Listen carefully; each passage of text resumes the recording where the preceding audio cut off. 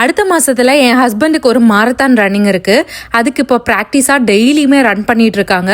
டெய்லியுமே ஒரு 10 kilometre running முடிச்சிடுவாங்க. அவங்க ரன்னிங் முடிச்சிட்டு வர்றதுக்கு முன்னாடி ஒரு புரோட்டீன் ஸ்மூதி ஒன்று ரெடி பண்ணியிருந்தேன்.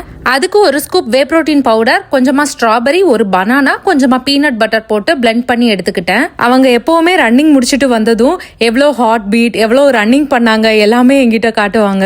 டேனிக்கு ரன்னிங்னால ரொம்ப பிடிக்கும். அதனால எனக்கு முடிஞ்ச ஹெல்ப் அவங்களுக்கு பண்ணணும்னு நினைப்பேன். அதுக்கப்புறமா நானும் ஒரு ஸ்மூதி போட்டு குடிச்சிருந்தேன். என்னோட ஸ்மூதியில் நான் ப்ரோட்டீன் பவுடர் எதுவுமே ஆட் பண்ணலை. வீட்டில் டேனியும் அவங்க தங்கச்சியும் சின்ன வயசில் எடுத்த ஃபோட்டோ ஒன்று இருந்துச்சு. அதை இன்னைக்கு வாலில் ஹேங் பண்ணலான்னு நினச்சிருந்தேன். இந்த டேமேஜ் ஃப்ரீ ஹேங்கிங் வச்சு தான் நான் இன்னைக்கு ஹேங் பண்ண போகிறேன். எனக்கு வீட்டில் நிறைய ஃபோட்டோஸ் எல்லாம் மாட்டி வைக்கிறது ரொம்பவே பிடிக்கும். இந்த damage free hanging strip local ஸ்டோர்ஸில் தான் வாங்கியிருந்தோம். இது ஃபோட்டோஸ் எல்லாம் ஹேங் பண்ணுறதுக்கு ரொம்ப ஈஸியாக இருக்குது. இந்த ஸ்ட்ரிப்ஸ் யூஸ் பண்ணி எப்படி ஹேங் பண்ணுறதுன்னு உங்களுக்கு இன்னும் கிளியராக வீடியோ வேணும்னா எனக்கு கமெண்ட் பண்ணுங்கள், நான் வீடியோ போடுறேன். ஃபைனலி எங்கள் வீட்டில் ஒன் மோர் ஃபோட்டோ நாங்கள் ஹேங் பண்ணிட்டோம்.